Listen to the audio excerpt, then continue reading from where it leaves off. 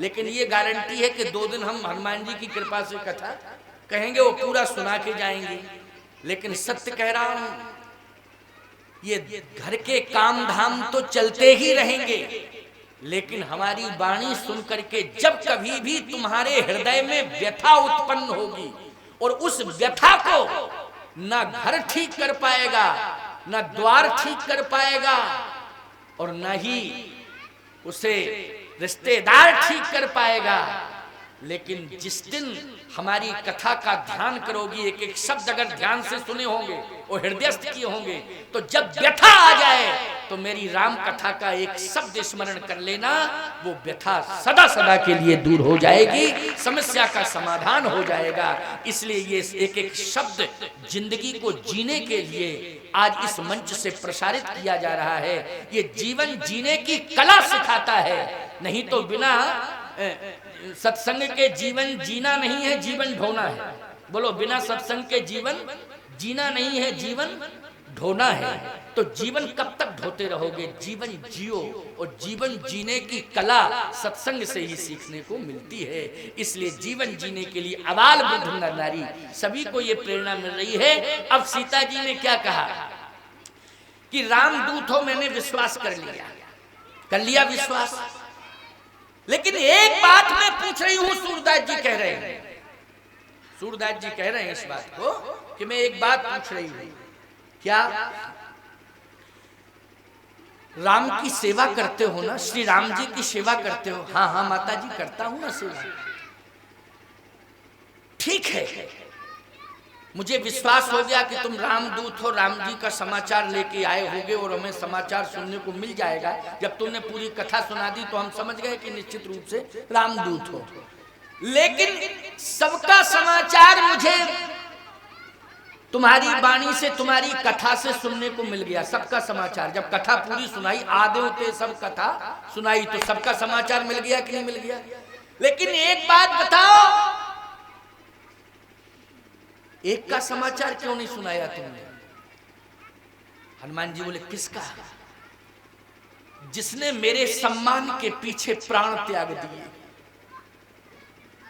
अब सूरदास जी कह रहे हैं, सूरदास जी की कलम चल पड़ी है। देखो, सूरदास जी की कलम चल पड़ी।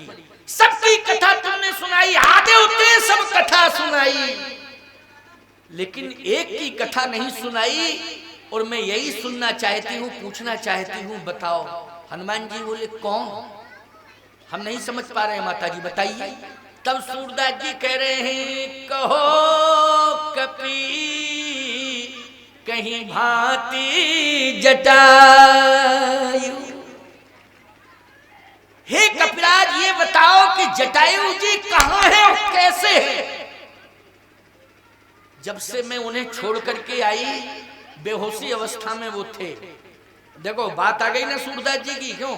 ये महत्वपूर्ण बात सूरदास जी महाराज ने पूछी कि नहीं पूछी? और मैं तो एक बात कहता हूं कि हनुमान जी ने राम कथा सुनाई सीता जी को, और सीता जी ने राम कथा सुनी, लेकिन सीता जी फिर भी आंखों में आंसू लिए रही। किस लिए? क्योंकि जटायु जी की कथा सुनना चाहती थी हनुमान जी के मुख से। इसलिए कह रही हैं, कहो कपि कहीं भांति जटायु। जटायु कैसे हैं? जटायु के बारे में बताओ। हनुमान जी ने जैसे ही शब्द सुना कानों में, जटायु, कहो कपि कहीं भांति जटायु कैसे हैं? जटायु जल्दी बोलो, बताओ उनके बारे में, कहां है वो? उनके बारे में तुम्हें कोई सूचना मिली है? वो कैसे हैं, किस दशा में हैं?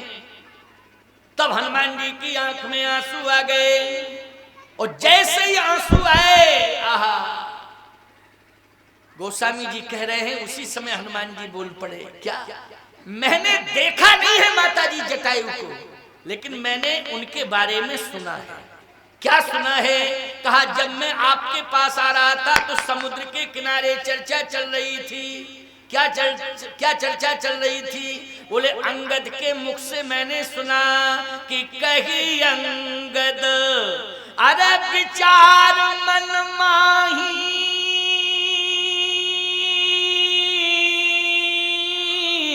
और धन्य जटायु सम को नाही, धन्य जटायु सम को नाही, जटायु के समान कोई धन नहीं है।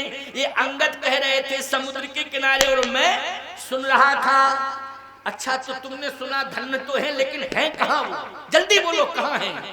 उसी समय हनुमान जी बोले राम काज कारण तन त्यागी, राम काज कारण तन त्यागी, ओ हरिपुर गए परम बड़ भागी, हरिपुर गए परम बड़ भागी। और जैसे कहा राम काज करते करते जटायु जी ने महाप्रयाण कर लिया है, वो हरिधाम चले गए।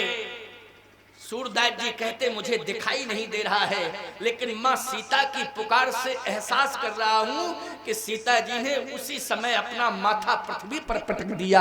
हा जटायु हा जटायु हा जटायु कह करके अपना मस्तक पृथ्वी पर पटक दिया।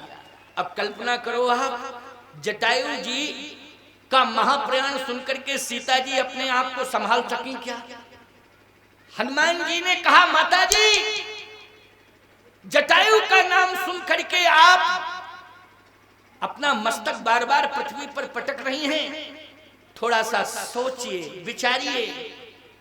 जानकी जी ने कहा हे कपिराज, जटायु के बारे में मैं एक बात और सुनना चाहती हूँ।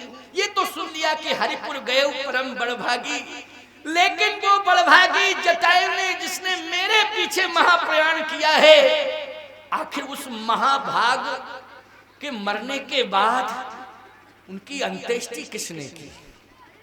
उसका नाम बताओ, अंत्येष्टि किसने की? देखो एक बात आपको बताएं, जो अच्छा काम करता है तो लोग कहते हैं एक बात बताओ, वो मर तो गया लेकिन मरते समय अंतिम स्थिति में नजारा क्या था, जरा ये बताओ, नजारा क्या था ये बताओ। हजारों लोग रोवें और ये कहें कि ऐसा व्यक्ति जो दोबारा मिल नहीं सकता है, गांव का ही भला नहीं राष्ट्र के लिए मरा, गांव के लिए ही नहीं पूरे राष्ट्र के लिए मरा। जन जन की आंखों में आंसू होते हैं और उसके व्यक्तित्व की चर्चा गली गली में होती है। बोलो होती है मरने के बाद कि नहीं? इसका मतलब है शरीर नाशवान है, शरीर चला जाता है लेकिन कीर्ति अमर हो जाती है, और जिसकी कीर्ति अमर हो जाती है जब तक सृष्टि रहती है चर्चा उसकी होती ही रहती है। बोलो होती रहती है कि नहीं चर्चा? तो सीता जी कह रही हैं ये बताओ हनुमान कि अंत्येष्टि हुई, क्योंकि पक्षियों की अंत्येष्टि कौन करेगा जरा सोचो।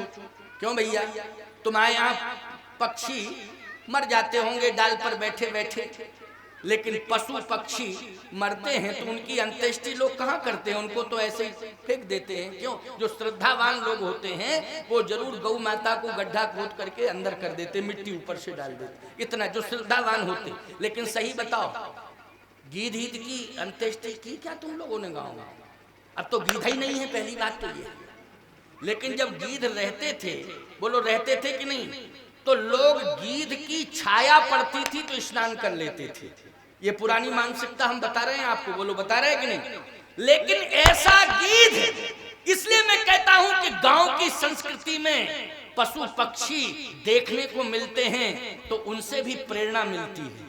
बोलो मिलती है प्रेरणा? यही प्रसंग मैंने यहीं से प्रारंभ किया था कि नहीं किया था? जल्दी बोलो, वही बात आ गई कि नहीं आ गई? और विश्राम कर रहा हूं, अंतिम 5 मिनट रह गए हैं केवल, और बात वही आ गई है जो चर्चा मैंने प्रारंभ की थी। पशु पक्षी पहचान नहीं पा रहे हो तुम, लेकिन परमात्मा उनके यश को समझ रहा है, परमात्मा उनके कर्तृत्व को समझ रहा है। और ईमानदारी से बताओ, गीधराज जटायु के कर्तृत्व को परमात्मा ने समझा कि नहीं समझा? और आज हनुमान जी अपनी वाणी से सुना रहे हो, सीता जी जिज्ञासु बन के सुन रही हैं। ये कितना महान है! ये पशु है, ये पक्षी है, खग संस्कृति में हुआ है, खग पक्षी संस्कृति होती, पक्षी है ये। और कैसा पक्षी है? गोस्वामी जी कह रहे हैं, चौपाई पढ़ो जरा, पक्षी कैसा है? गीध अधम खगयामस भोगी, ओ गत दीनी जो जाचत जोगी। ऐसा अधम पक्षी। ये बताओ हनुमान कि अंत्येष्टि किसने की? हनुमान जी ने कहा माता जी मैंने ये भी सुना है। क्या क्या सुना है? कि प्रभु राम ने अपने हाथों से अंत्येष्टि की उसकी। अच्छा, प्रभु राम ने, मेरे प्राणाधार ने, कहा माता जी मैंने यही सुना है। कद सरो